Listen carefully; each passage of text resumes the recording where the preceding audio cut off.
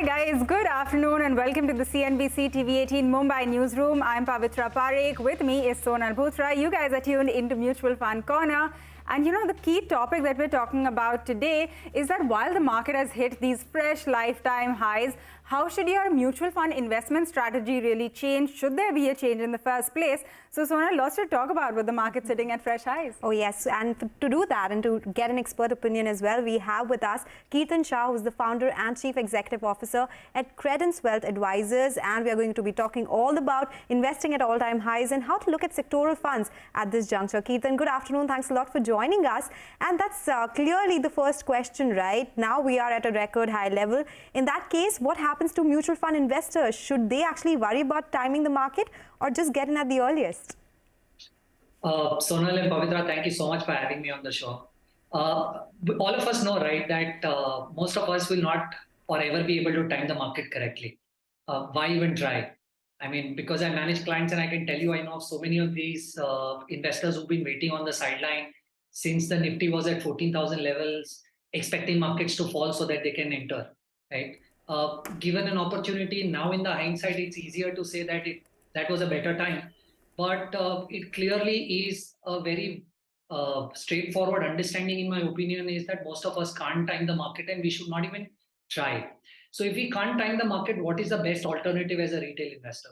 I think the best alternative is to try and invest as and when you have the opportunity to invest, and then try and give it as much time possible so that compounding can play its role. Of course, in the hindsight, you and I may end up discussing that I entered when the markets were at low or when the markets were at high. But I think I've been around for the last 3 cycles, and I can tell you I have 2 very simple learnings. The first is there is absolutely no point in panicking when the markets are falling as a long-term investor. You look at 2000, 2008, 2020, any of these times, had you invested when the markets were falling, you would have easily made 13-15% CAGR over a long period of time. And even when the markets are going up in the very near term, no point in getting into a FOMO mode and trying to invest as soon as possible, is because even if you invested at the highest point of 2000, 2008 or 2020, you would have still ended up making 10-12%. Of course, the discussion here is, while you can't time, try and give your investments as longer time frame as you can, so that volatility comes down, and probably compounding will help you make a better risk-adjusted return over a period of time. All right, got that, Kirtan. Good afternoon and thanks a lot for joining us. This is Pavitra. So, like you said, you can't really time the markets. This is something we've also spoken about so much in the past. So perhaps the best time to get in is right now. But tell us, at a time like this, should your strategy in any way, just the designing of your strategy, if you're getting in at this point, should it differ to perhaps if we were at the lows? Pavitra, yes, to a certain extent. Look, again, like we said, it's in the hindsight that you will understand whether this is high or low. But because we are talking about markets at life high, I think this is not really a point where you would want to aggressively try and invest everything that you have as lump sum. A better way probably would to invest at this point in time is to kind of try and stagger your investments over the next 3 months, 6 months. So probably if there is some volatility over the next 3 months, 6 months, you will largely be able to take advantage and average that out. Of course, definitely don't try and fidget around with your asset allocation, where you've near-term seen the markets to go up, and hence you want to take a very aggressive call and try and go all out on equities. Don't do that. Also, at the same time, I've seen a lot of us, specifically on the retail side, make this very common mistake, where we see over the last 1.5 year a particular sector doing really well, and we try and want to take exposure to that. Don't try and do that. These are 3 learnings that I would really want to share and make sure that all of us as investors understand that we probably might not want to do that, specifically at this time where the markets are, at life highs. Largely, in my opinion, what you should ideally do is make sure that you are invested across large, mid, small, all 3 sectors, all 3 market caps. Try and make sure that while you are trying to build a strategy, you have some element of value investing, some element of growth investing. That will also help you diversify in terms of strategy. And because you will spread across 4 or 5 mutual funds, you will largely also get a flavor of different fund managers. Yes, of course, you can have a very small 5-10% of your portfolio kept aside for tactical allocation. And probably given an opportunity, you can use that 5-10% to try and time the market or take aggressive bets. But largely, I think you should not try and experiment and stick to the basics, specifically at such market levels. Okay, so you're talking about spreading your investment across 3 to 4 managers, talking about sectoral funds as well. So let's take this theme forward and talk about thematic funds, because we see some sectors doing well, some sectors not. So in that case, is thematic fund, investing into that, a good idea, and how to go about it?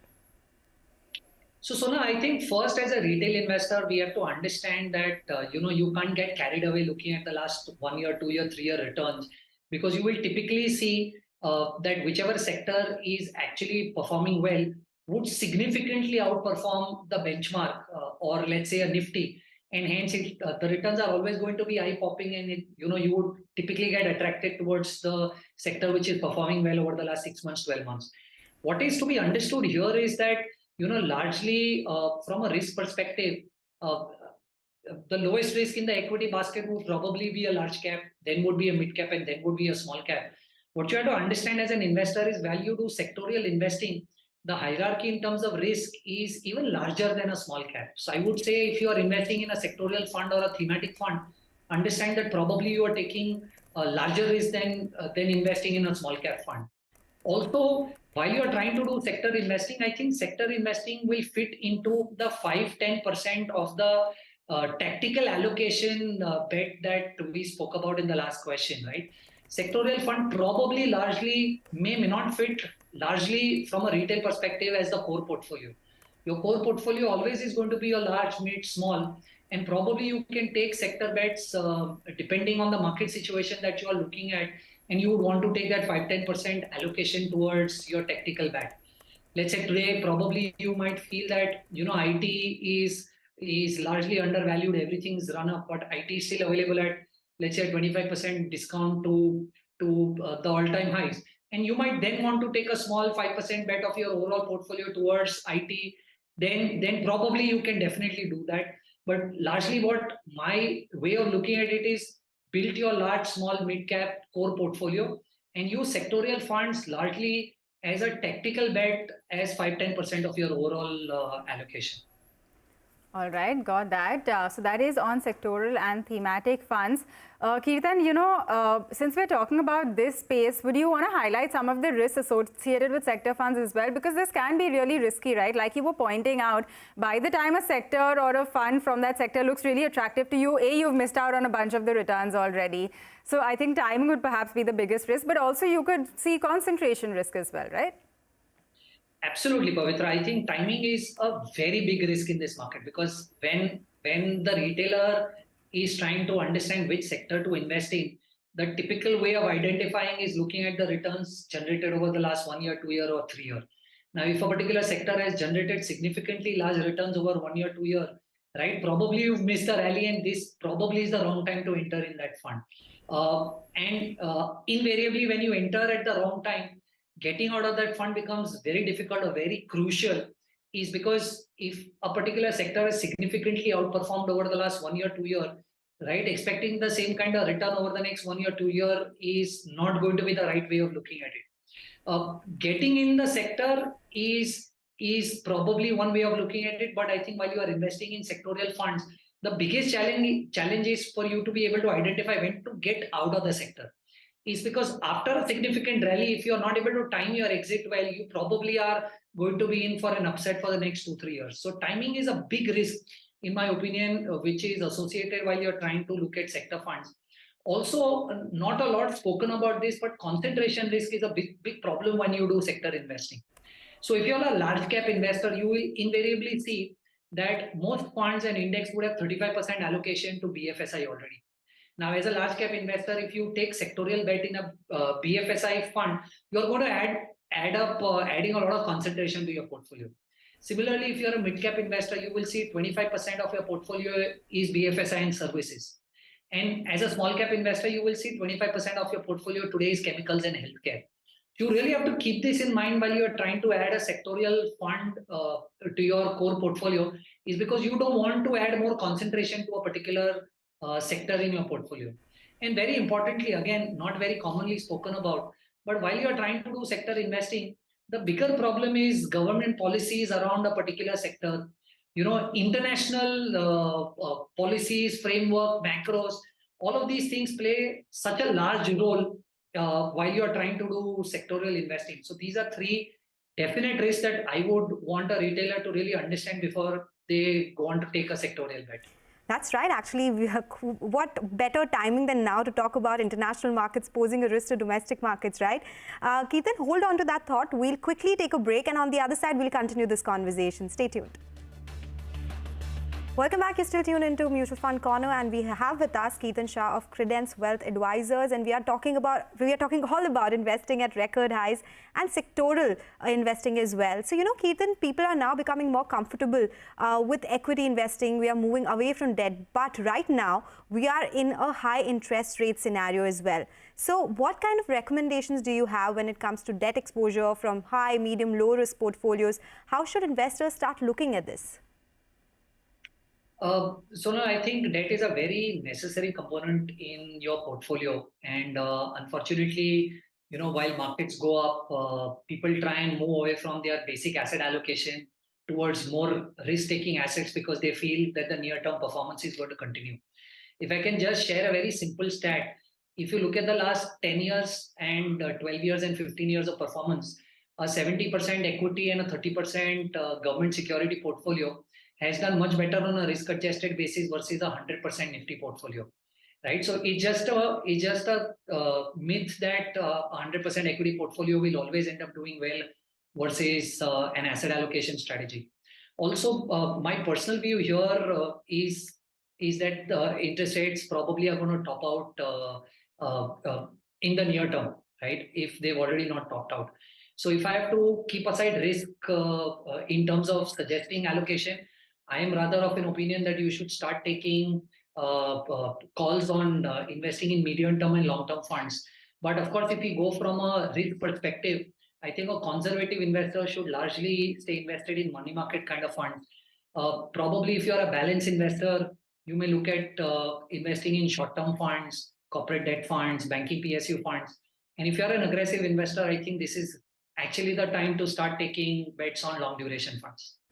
All right, there's no two ways about that. Of course, debt is a very important part of your portfolio and should not be, completely done away with. We were talking about this last time as well when we were discussing sort of why flows are moving out of balanced advantage funds and going to pure equities. But, Kirtan, the thing is that even though the market is at all-time highs, it is expected to be sideways for a while or, quite range-bound. At a time like this, would you think that it's perhaps not a good time to be getting into index funds? Of course, if you are invested, it is a different story. But do you think that if you're looking at getting into an index fund, right now is perhaps not the best time?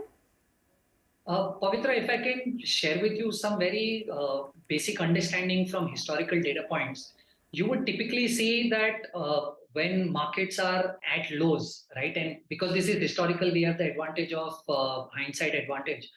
But whenever markets are at low, at that time when you invest in growth strategies, typically growth strategies have significantly outperformed value at that time. And inversely, when markets are at probable higher valuations, at that time investing new money in value has typically done much better than investing money in growth. Now, this is what the historical data point suggests. Now, if you look at index as in investing is not value, but is growth. Because what index typically does is whichever stock is, performing well and the market cap is going up, you include that and you remove the one where the market cap is going down. So if you look at index is more of a growth strategy versus value. So at this point in time, if we are saying that the markets are fairly priced, richly valued, we are at life highs, probably a value strategy will do much better than a growth strategy. So in my opinion, active mutual funds will perform well in the near term versus a passive, in my opinion. Okay. So, while we are talking about record highs on the Nifty and the Sensex, mid-cap index is still around 1,500 points away from its record highs. We are seeing that small caps have not been doing so well. So, how are you approaching mid and small cap in this scenario? Is it the right time to enter these funds?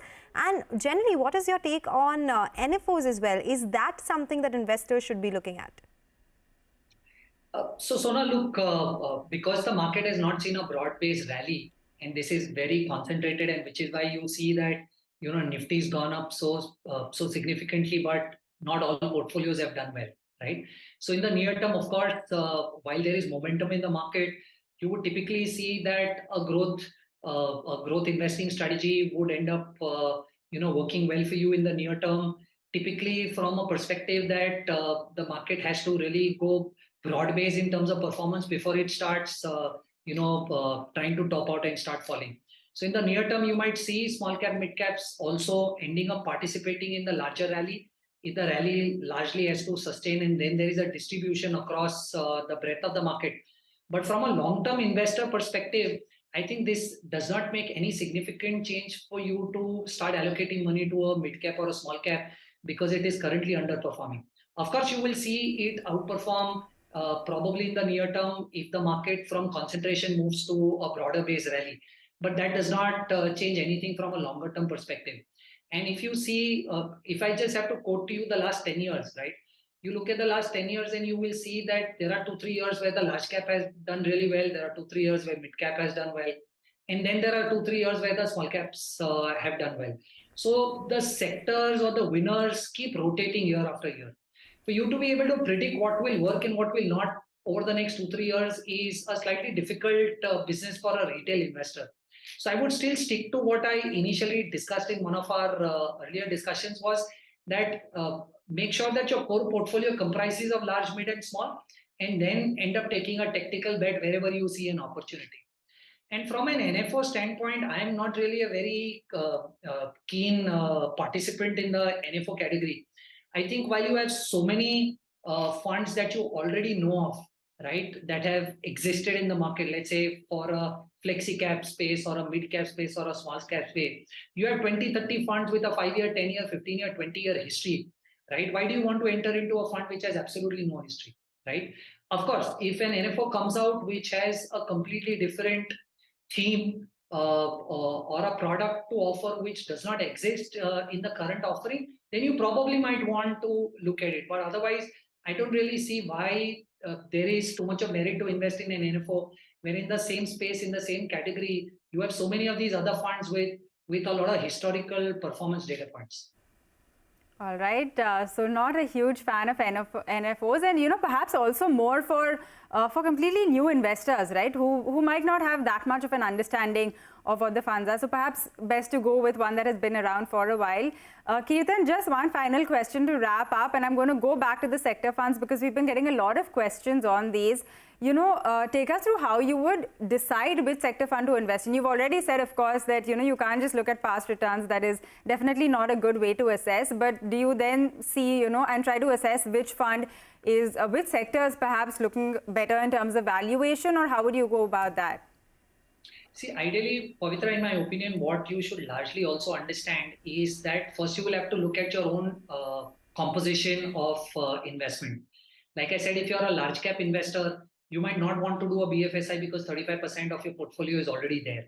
Similarly, if you're a small cap, mid cap investor, we spoke how 25% of mid cap is BFSI and services already, and 25% of the small cap is largely chemicals, right? So first you will have to understand what is your current composition of portfolio so that you don't want to add up concentration there.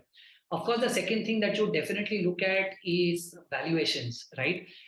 Today, like we made a comment that if you look at probably an IT today, a lot of us might start seeing value at this point in time versus what probably IT looked like a year back. So valuation is another thing that you will definitely would want to or can look at while you are trying to look at sector funds.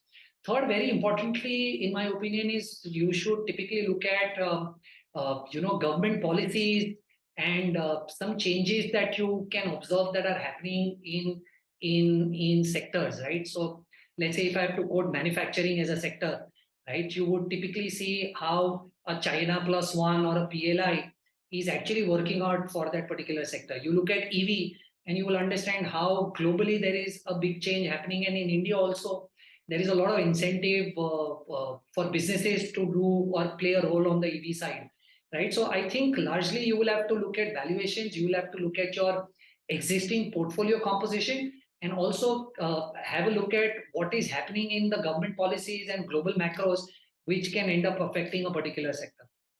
Okay, all right, Kirtan, that was a precise and very comprehensive summary of what to do for mutual fund investors when we are at record high levels, and also what to do with sectoral investing as well. But I think with that, it's all we have on the show today. Stay tuned for Closing Bell to take you through the last hour of trade. Thanks a lot for joining us today.